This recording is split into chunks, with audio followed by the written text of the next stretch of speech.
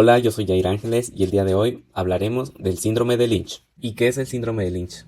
Bueno, el síndrome de Lynch es un trastorno genético que incrementa la probabilidad de padecer un cáncer en edades tempranas. Específicamente hablamos de cáncer colorectal, sin embargo tiene otro tipo de presentaciones. A este síndrome también se le denomina cáncer colorectal hereditario no polipósico. Al hablar de que es hereditario, hablamos de que tiene una herencia autosómica dominante. Esto quiere decir que si alguno de los padres porta algún tipo de mutación genética, va a heredar a cada uno de sus hijos el 50% de probabilidad de tenerlo y obviamente va a aumentar la predisposición a desarrollar cáncer. En este síndrome hay mutaciones en alguno de los genes involucrados en la reparación de los errores de la replicación del ADN, que abreviado es MMR, esto por sus siglas en inglés. Estas mutaciones son en los genes MLH1, MSH2 y MSH6, en el gen PMS2 y va a existir una lesión en el EPCAM, el cual causa la inactivación del gen MSH2. Para hablar de esto debemos de saber que las variantes en los genes MLH1 y MSH2 representan el 60 al 70% de todos los casos de síndrome de Lynch. Al hablar del MSH6 hablamos de un 15 al 20%. El PMS2 representa un menos del 15% y las de lesiones de EPCAM de 1 al 3%. Es importante mencionar que en el cáncer colorectal que está asociado a este síndrome tiene una progresión acelerada en la secuencia de adenoma-carcinoma. Aquí podemos observar la secuencia de epitelio normal, posteriormente de adenoma a carcinoma y metástasis. En este caso, si nos centramos en el cáncer colorectal hereditario no polipósico, tenemos que la iniciación tumoral va a ser de manera normal. Posteriormente, la progresión tumoral va a ser de manera acelerada. Esto por la mutación germinal en MMR en un plazo de 1 a 3 años. Y de neoplasia va a haber cerca del 70-80% en riesgo de cáncer colorectal.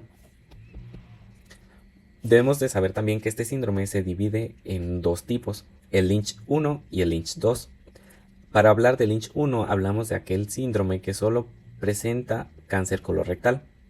Cuando hablamos de Lynch 2 es aquel síndrome que además de presentar cáncer colorectal, presenta cánceres en diferentes órganos, tales como estómago, ovario, útero, intestino delgado, urotelio, vías biliares e hígado.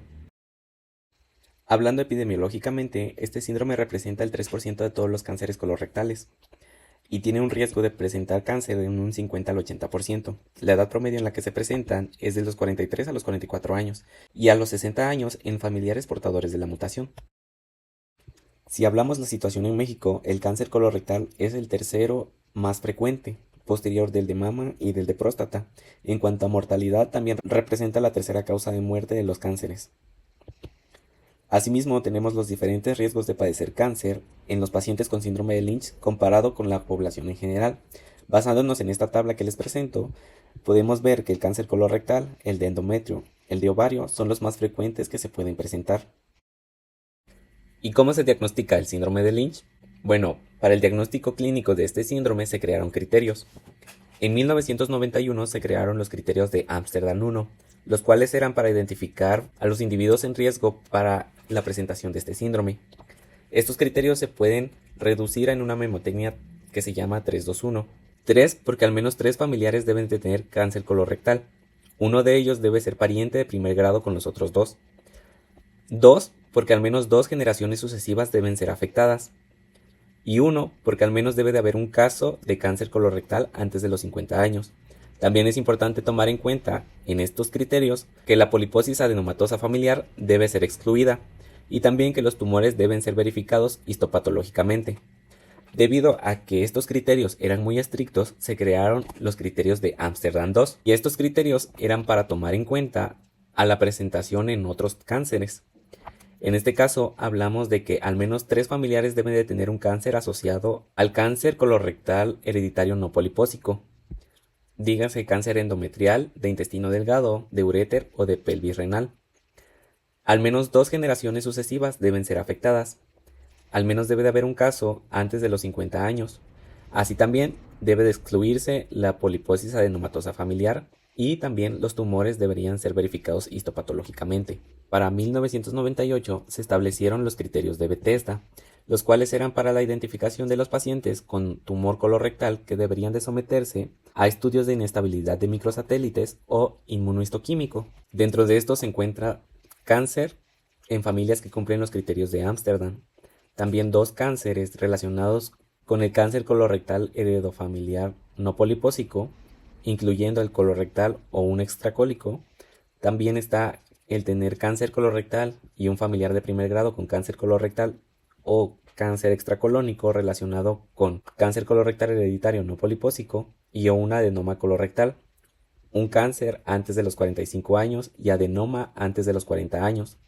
También cáncer colorectal o cáncer de endometrio antes de los 45 años. Cáncer colorectal derecho con un patrón indiferenciado en la histopatología antes de los 45 años. Cáncer colorectal de células en anillo de sello antes de los 45 años y también adenoma antes de los 40 años. Aparte de los criterios clínicos, también se pueden ocupar otros métodos diagnósticos. En este caso, se puede hacer uso del árbol genealógico para poder visualizar el patrón con el que se presenta el cáncer, así como la detección de los tumores, utilizando la colonoscopía o el cribado de otros cánceres, en este caso enfocándonos en el cáncer de endometrio o el de ovario, así como la presentación del cáncer de próstata. También se pueden hacer pruebas genéticas. Dentro de las pruebas genéticas está la prueba de la inestabilidad de microsatélites en el tumor. En este caso también se puede hacer uso de la histoquímica, la cual es una opción. En el caso de que la inestabilidad de microsatélites esté presente, se tiene que proceder a la secuenciación de ambos genes como MLH1 y MSH2. Si se encuentra la mutación, se tiene que buscar la mutación en la familia. También es importante la vigilancia en los pacientes con síndrome de Lynch, dependiendo del tipo de cáncer. En la tabla podemos observar, según el genotipo, se va a realizar para el cáncer colorectal la colonoscopía. En el caso del cáncer de endometrio y ovario, se tiene que realizar una ecografía pélvica y o biopsia endometrial. En el caso de un cáncer ureteral, se tiene que hacer uroanálisis, citología urinaria y una ecografía abdominal. Y en el caso de un cáncer gástrico o duodenal, se tiene que hacer una esofagogastroduodenoscopía. Esto para tomar en cuenta la presencia o no del tipo de cáncer. En cuanto al tratamiento del cáncer debido a este síndrome, existen diferentes opciones. Sin embargo, la cirugía sigue siendo la base del tratamiento. Si hablamos de la quimioterapia adyuvante, habitualmente se ocupa la combinación de diferentes fármacos, como el 5-fluoruracilo, el oxaliplatino y el irinotecan. En cuanto a la quimioprevención, se puede ocupar el ácido acetilsalicílico, el cual reduce la presencia de cáncer colorectal, así como los progestágenos, los cuales disminuyen el riesgo del cáncer de endometrio y el de ovario. Posteriormente tenemos a la inmunoterapia, en la cual se ha ocupado el pembrolizumab, el ipilimumab y el nivolumab. Finalmente tenemos a la cirugía, para la cual el tipo de resección dependerá de la ubicación del tumor primario y las resecciones que se realizan son de diferentes tipos.